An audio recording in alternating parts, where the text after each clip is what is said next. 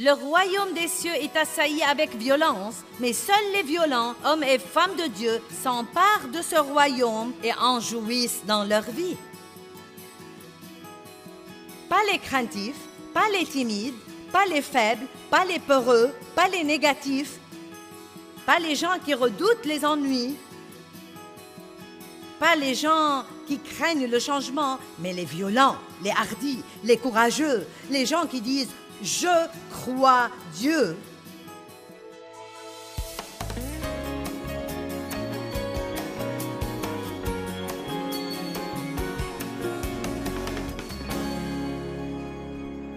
La crainte de ce que les choses ne changent jamais. Le mensonge de jamais. Vous ne changerez jamais. Les membres de votre famille ne changeront jamais. Vos circonstances ne changeront jamais. Vous n'aurez jamais d'argent. Vous ne vous marierez jamais. Vous n'aurez jamais de paix. Vous ne jouirez jamais de votre vie. Les mensonges de jamais. Laissez-moi vous dire quelque chose. Tout peut être sujet de changement, sauf Dieu. Et tout change vraiment.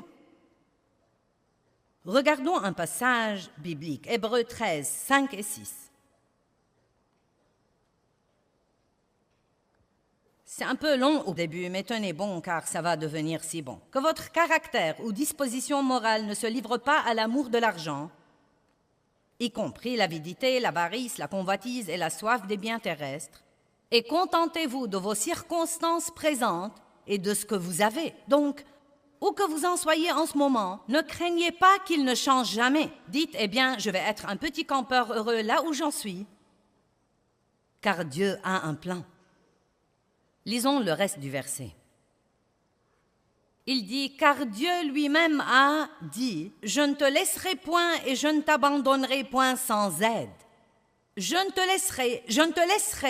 laisserai jamais impuissant et je ne te délaisserai point et je ne te laisserai jamais tomber, je ne lâcherai jamais prise de toi. Certainement pas, point d'exclamation, point d'exclamation. Waouh, waouh, waouh, waouh, waouh. Donc, je ne dois pas craindre que les choses ne changent jamais car Dieu a un plan. Maintenant, regardons le verset 6. Nous pouvons donc nous consoler et nous sommes encouragés et nous disons plein de confiance et hardiment, le Seigneur est mon aide et je ne me tourmenterai pas, je ne craindrai point et je ne serai point terrifié. Que pourra donc l'homme me faire?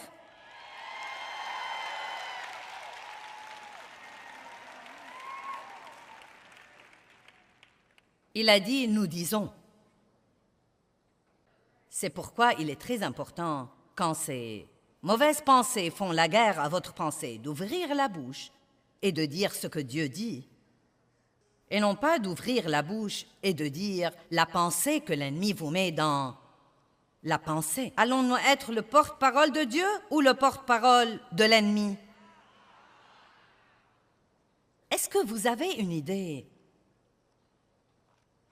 sur l'importance de savoir ce genre de choses? Avez-vous une idée? Il suffit d'aller écouter les gens autour de vous et vous direz, ce n'est pas étonnant que votre vie soit un gâchis. Nous devons apprendre l'importance et la valeur des paroles et comprendre que la mort et la vie sont au pouvoir de la langue. La parole de Dieu est une épée contre l'ennemi. Prenez votre épée et utilisez-la. J'aime la représentation de Jésus dans l'Apocalypse, montant un cheval blanc, ses yeux comme une flamme de feu. Et la Bible dit, de sa bouche sortait une épée à double tranchant. Et vous savez ce que c'était la parole de Dieu? De sa bouche sortait une épée à double tranchant. Et si vous pouvez l'imaginer un instant dans l'esprit, quand vous dites la parole, en ce qui concerne l'ennemi, si vous dites la parole dans la foi, c'est juste comme une épée tranchante qui sort de votre bouche et qui le coupe en 1000 morceaux.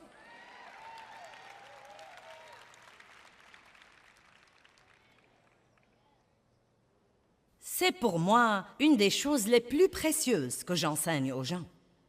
Ça ne suffit pas de connaître la parole. Vous devez apprendre à dire la parole. Quand le diable dit « rien ne changera », dites « Dieu a un plan ». ça changera. Ensuite, il y a des gens qui craignent que rien ne change jamais et des gens qui craignent le changement. Mais le changement est certain. Très peu de choses dans la vie sont pour toujours. Le savez-vous? Nos corps changent. Quelqu'un comprend déjà ça?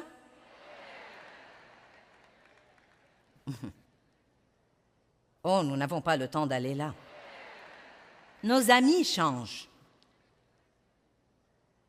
Les enfants grandissent et quittent la maison. Les compagnies font faillite. Les quartiers se détériorent. Nous changeons d'avis. Nous changeons nos engagements. Nous changeons de position sur les choses. Peut-être qu'il y a des choses en ce moment dont vous êtes convaincus à 100%. Et d'ici 2 ans, vous pourriez penser, je ne sais pas comment j'ai jamais pu croire ça. Et même ce que nous voulons change, ce que nous aimons change et nos désirs changent. Mais quand quelque chose change dans nos vies, même si c'est quelque chose que nous ne voulons pas changer, et qui change de toute façon, la meilleure chose que nous puissions faire, c'est de changer d'avis et de nous rattraper sur ce plan. Il n'y a rien de pire que d'avoir son esprit dans le passé et son corps ici quelque part dans l'avenir. Regardons 2 versets que vous connaissez probablement, mais je crois que ça vaut la peine de les regarder ce matin. Ésaïe 43, 18 et 19. Ne vous souvenez pas sérieusement des choses précédentes et ne considérez pas les choses anciennes. Voici, je fais une chose nouvelle.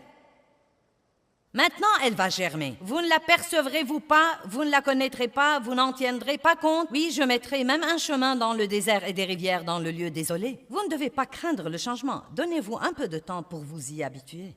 Qui est en plein milieu de changement en ce moment?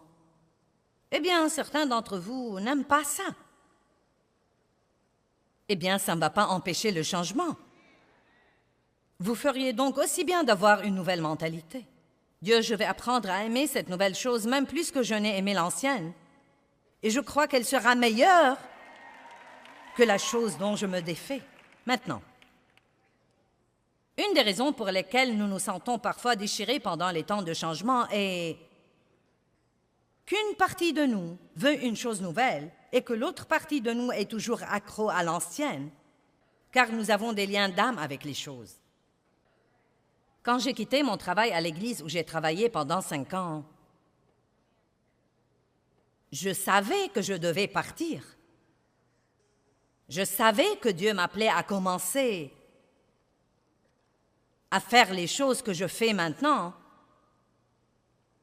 Mais je peux honnêtement vous dire que j'avais tellement de liens d'âme avec les gens là et l'endroit et les relations que j'avais nouées et le confort du salaire régulier que ça m'a fait de la peine et que j'ai été embrouillée pendant 3 ans après avoir quitté parce que j'étais seule sur la route maintenant. Je me sentais seule parce que je n'avais pas avec moi toutes ces personnes que j'avais. Les gens disent toujours, je parie que c'est tellement amusant de voyager. Oh, fichez-moi la paix.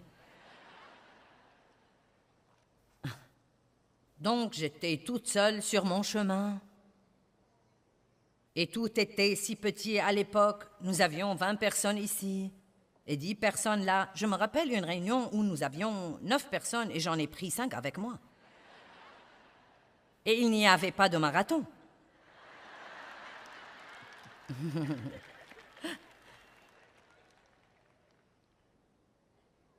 Et donc, quand j'étais en ville, j'allais à l'église le dimanche. Et il y avait là tous mes amis et la belle musique. Et le pasteur parlait de la retraite qu'il venait de faire. Et je me sentais vraiment triste, j'étais presque déprimée. Et ensuite, je pensais, oh, j'ai fait ce qu'il ne fallait pas, j'aurais dû rester là. Et honnêtement, je ne savais pas ce qui n'allait pas chez moi. Et finalement, quelqu'un m'a dit... C'était un homme de Dieu très expérimenté. Il a dit, c'est les liens de l'âme.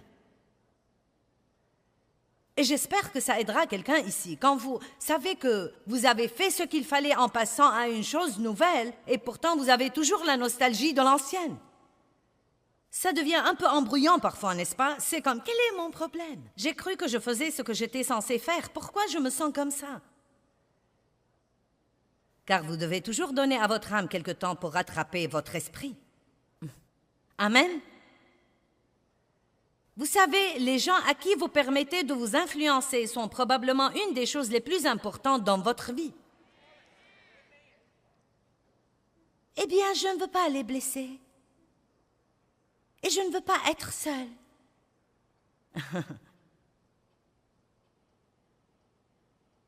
Vous seriez dans une meilleure position en passant quelques nuits seules, plutôt que de laisser les gens empoisonner votre vie. Mais voici l'essentiel. Même si vous rompez cette relation parce que vous savez qu'elle vous empoisonne la vie, cela ne veut pas dire que vous n'allez pas la regretter. Cela ne veut pas dire nous pouvons même regretter la misère.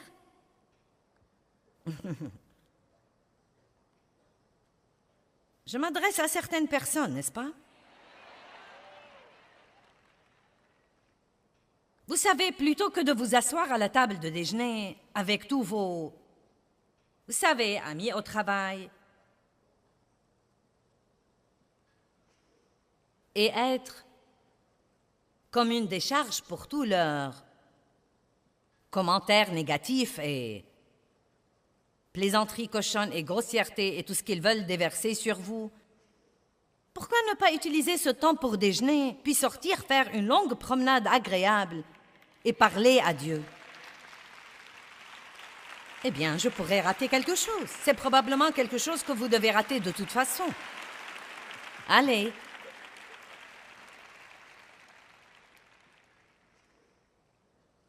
Ne craignez pas de changer.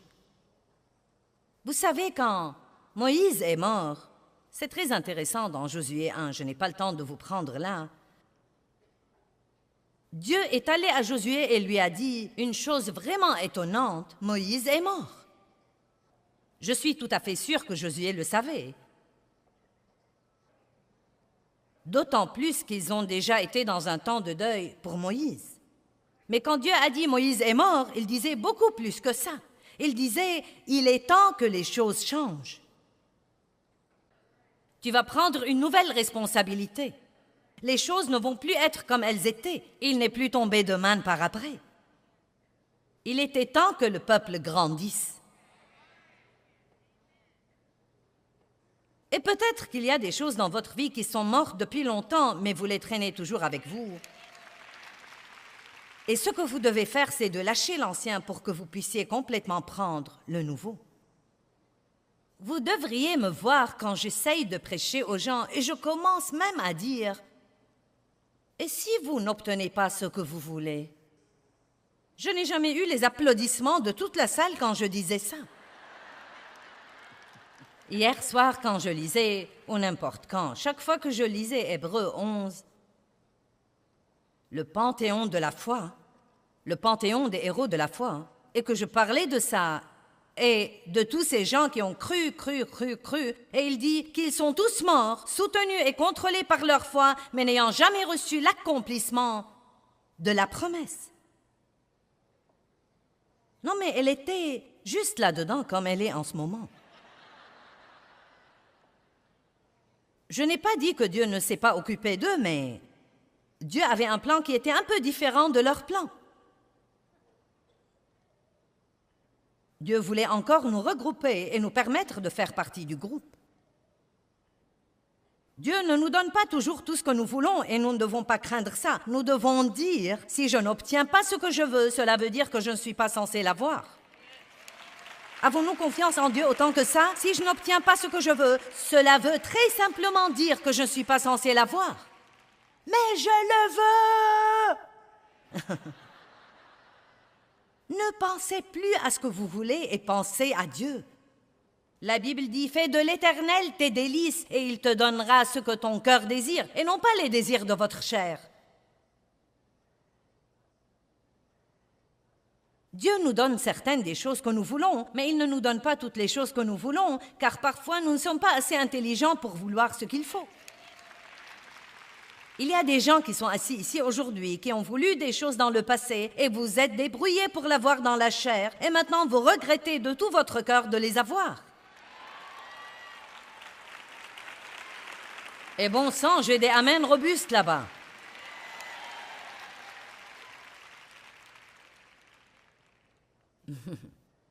Donc, espérez en Dieu.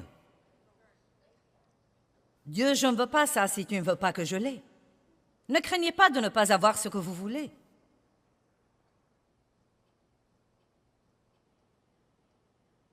Vous savez, Paul dit dans Philippiens 4, « J'ai appris à être content, dans l'abondance comme dans le besoin. » Vous savez pourquoi? Parce qu'il s'était abandonné à Dieu. L'abandon est un merveilleux, merveilleux mot. J'ai appris ce mot, peut-être, il y a 18 ou 20 ans.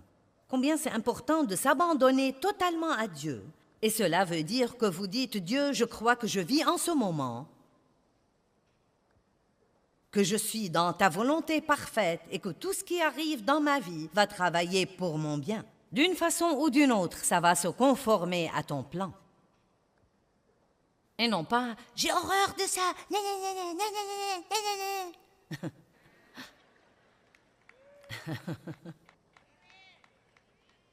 Bon, une dame là au 3e rang aime mon message.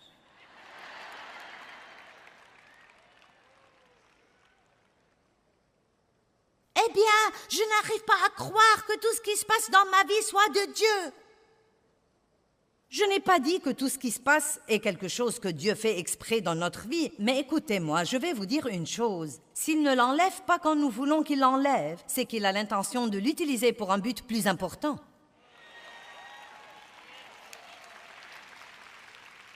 La crainte de l'échec.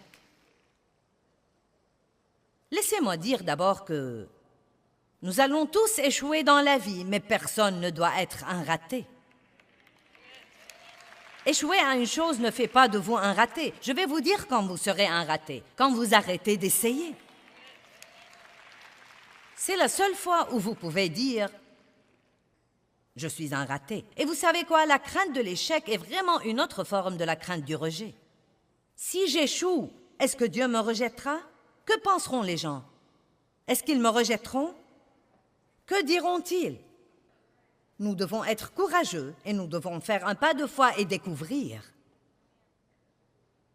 Là encore, j'ai tant d'histoires, je n'ai pas le temps de vous les raconter toutes, mais vous savez quoi, je me rappelle tant de fois dans ma vie où j'avais si peur et où je faisais ce pas de foi. Et vous savez quoi, beaucoup de fois, Dieu merci, les choses marchaient. Il y avait des fois où j'essayais de faire des choses et elles ne marchaient pas. Et vous devez avoir assez d'assurance pour dire « J'ai fait une erreur ».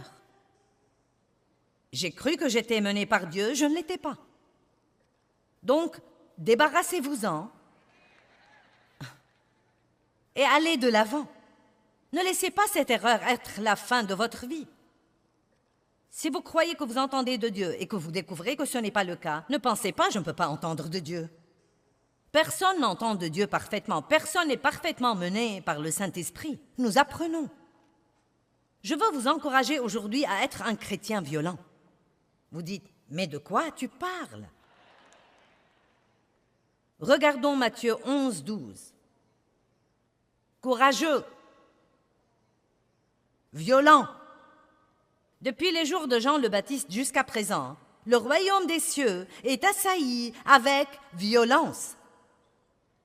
Ce sont des violents qui s'emparent de lui, comme d'un prix précieux.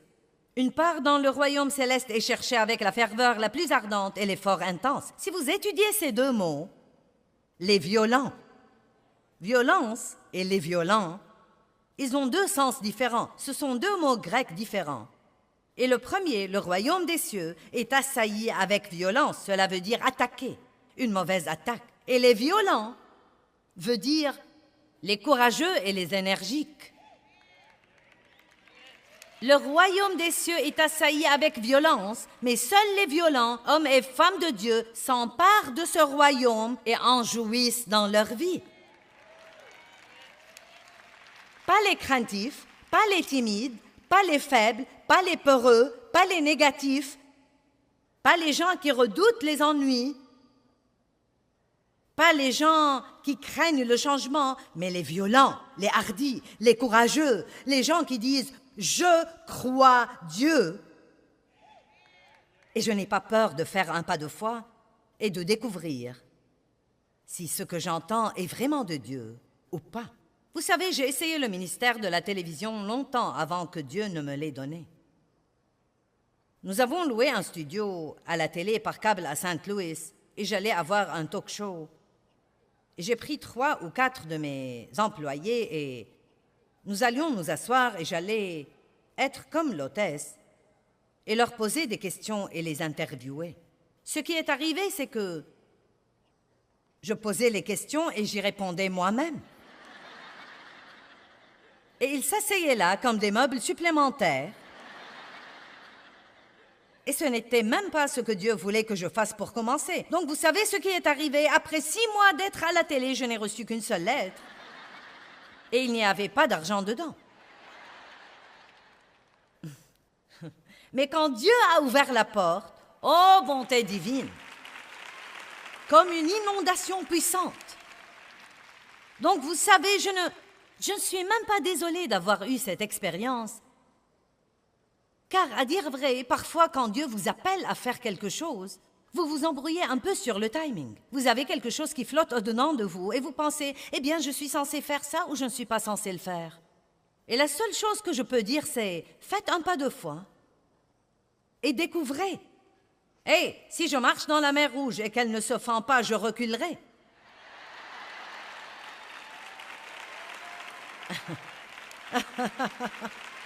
Ce n'est pas trop difficile à comprendre. Le pire que vous puissiez avoir est un orteil humide. Mais ne restez pas là à regarder la mer Rouge toute votre vie et à dire « j'ai peur de découvrir si tu vas te fendre ». Eh bien, j'ai essayé de fendre la mer Rouge en allant à la télévision et j'étais en avance sur le timing de Dieu. Mais quand il l'a fendue, allez! Dieu vous donnera grâce et Dieu vous mettra un chemin. Mais vous savez quoi? Écoutez ce que je vais dire. Dieu vous donnera grâce et Dieu vous mettra un chemin. Mais écoutez maintenant. Mais vous devez être heureux là où vous en êtes. Oh, maintenant vous êtes loin d'être aussi enthousiasmé.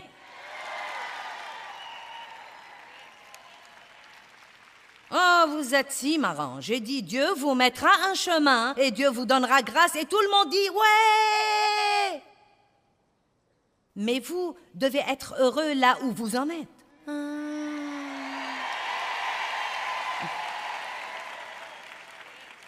Et la dernière crainte, numéro 7, que je veux mentionner, c'est la crainte d'être blessé.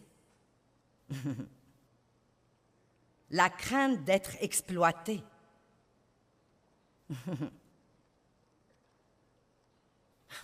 Ne vivez pas comme ça.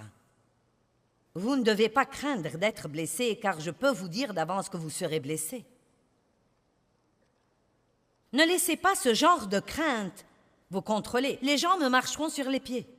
Personne ne m'appréciera. Tout le monde va m'oublier. Je serai blessé. Les gens profiteront de moi. Ne vivez pas comme ça. Dites, Dieu, je me fierai à toi.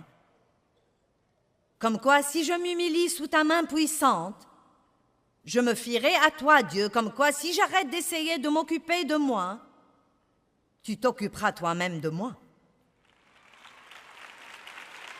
Si j'arrête d'essayer de me protéger, Dieu, je crois que tu me protégeras. Et pas seulement ça, j'ai compris il y a longtemps. Oui, si je vais traiter avec les gens, je serai blessé parfois. Mais vous savez quoi, le guérisseur vit en nous.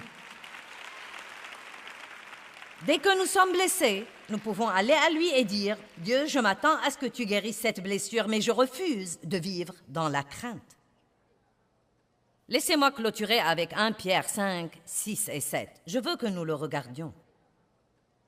Et c'est mon commentaire final pour vous aujourd'hui. Humiliez-vous donc sous la main puissante de Dieu, afin qu'il vous élève au temps convenable.